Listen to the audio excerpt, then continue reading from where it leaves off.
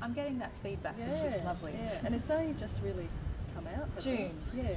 June. Well, I'm resonating with it. I feel like what's that guy on Channel 10 that used to do book? Anyway, My Year Without Match is Claire Dunn, and Wolf has been hogging this book, and I have to say I've got about that much to go.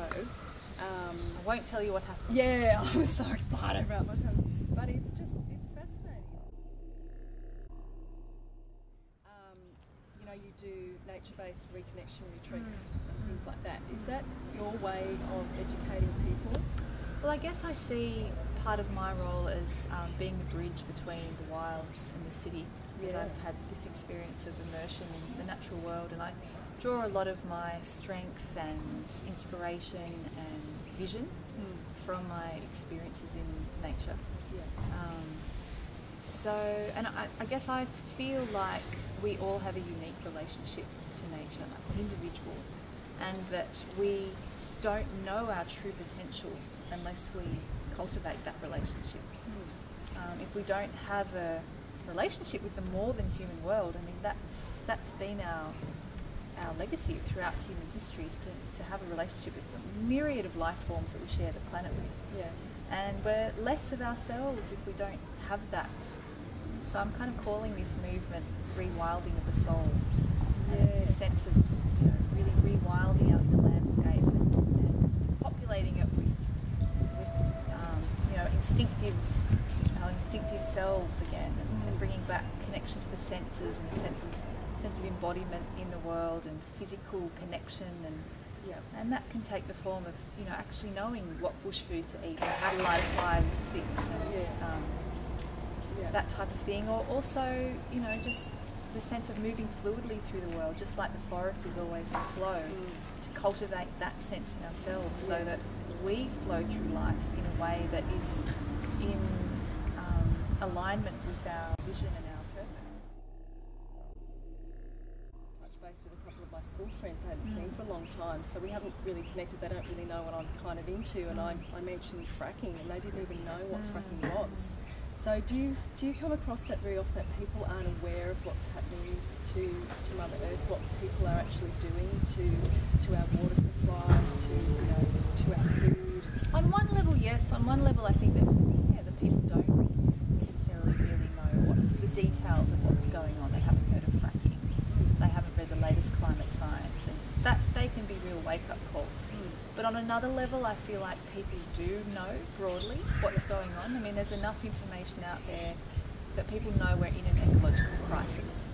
So I think broadly, as a society, we do know. And it's almost sometimes too much information, like we become desensitized to what's going on. For me, it's not so much a need for more information, but a need to actually feel that information. To take it from the head into the heart, so that we don't just read, you know, the 50th report on climate change and think, oh yeah, turn the page. But that we have a connection with the natural world insofar as we feel that, what that might do, the reality of that. And is that, do you feel like taking people into the bush and that's part of it, an experience of it, so that they do feel that connection? They go, oh, actually, you know, I'm really feeling like I like this stuff. I mean, like, because otherwise, especially city folk, they're not even part of it. Many of them don't even get out there. So it's definitely part of it is having immersions in nature. It doesn't need to be a year like I spent.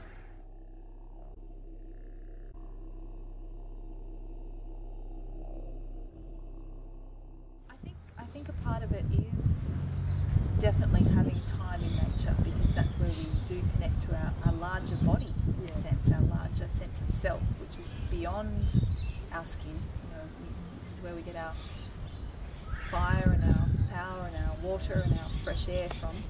But I think another part of it is just slowing down. You know, the addiction to busyness that we have is such a block to really feeling what's going on. If people just even took one day a week where there was absolutely no plans and just didn't fill it with anything but just let themselves feel, I think a lot of the reality of what's going on in the world would start to kind of trickle from their head to the heart, and those bigger questions would have a space to arise and be asked, you know, what is my purpose in the world? What am I beyond my names and labels, beyond what I do during the day? Like what's my bigger gift?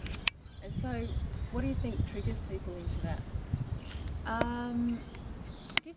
Different people are drawn to different practices, and I truly believe that if you follow your heart, what really brings you alive, then that's what leads you to those big questions. Like there's a quote in my book by Harold Furman: "Don't ask what the world needs of you, but ask what makes you come alive, and go do that." Because what the world needs most now are people who come alive. And I really feel that my understanding of kind of interconnectedness and realising that, you know, we are part of this vast living web of life, this sentient web of life, is that whatever we are drawn to is what the world is imagining us to do, is what the world is calling us to do.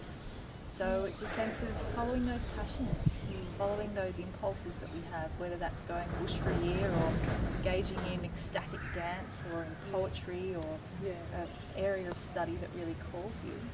It's following those tugs of the heart. And what about, what do you say about community, the importance of community? Do you find that? Community is incredibly important. Even though I went out bush for a year, I call it supported solitude because I did have a group that I went out there with, and that is the foundation for everything that came from that year. I couldn't have done it without my community. And you know, I really feel like the time of the lone wolf is over, and that it's in community that change is really going to happen, and that we can learn from each other and empower each other's work and support each other's work, and it's something that we need to consciously cultivate because our society is so fragmented and isolation is such a reality for many people. We need to form communities and consciously. Yes. And are you hopeful? Like, do you look optimistically? You know, there's a lot of doom and gloom out there about where we're heading and climate and all of that. If we don't do something now, do you get a sense of there's a panic, or do you, in yourself, do you feel like, no, it's all okay I'm doing my bit, so I feel like I am moving. I mean, you move in those circles, you deal with these sort of people. I feel a bit of both, to tell you the truth.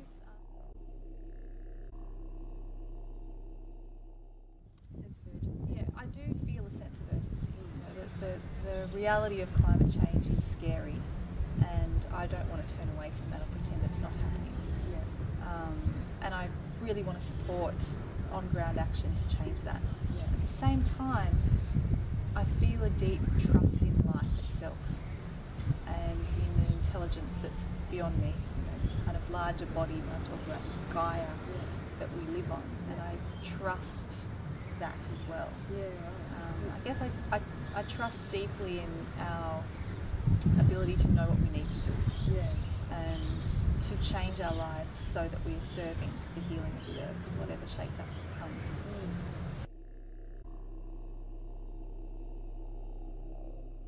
I guess what I'm trying to get to here is that as a society, it's an individual responsibility for us to all move forward together, and that's, you know, the uniqueness about you is that you've experienced something quite unique and you've really connected with Mother Earth, and I think that's where we need to go as a humanity, because it, you know, when you're in there you just go, well, this is part of me, isn't it? Yes, that's very right. much like, well, I'm part of this. Yeah. So And the social identity falls away after a while.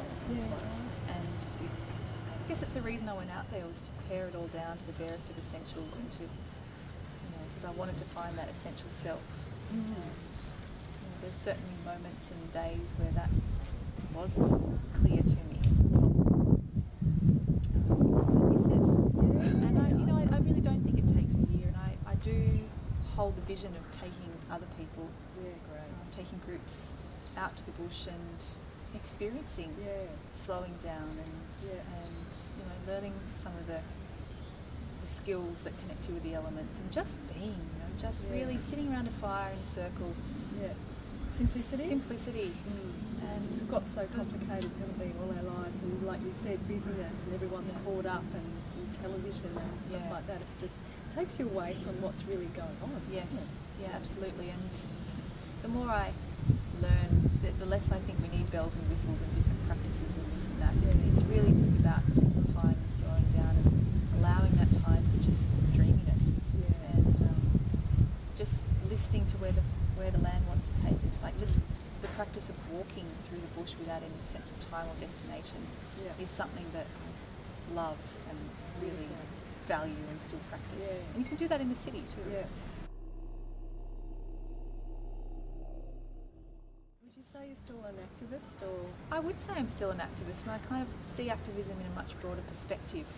Joanna Macy has been a strong teacher for me in that, and her 3 spheres of activism, which is, one is the traditional types of activism that we know, like the holding actions she calls them, the political work that I was involved in. That's really important to slow down the destruction and save species and that kind of thing. But then we need the creation of the new, or the new ideas, creative solution-based. That's just as important. And then underneath both of those is this shifting values and shifting consciousness that is going to hold both of those and kind of give it the longevity and the momentum that it needs to really shift towards a life-sustaining society. Yeah. It's pretty simple really, isn't it? Easy. It is. And it's when you think of activism in that way, it's a really big movement. It's a huge movement. Isn't it?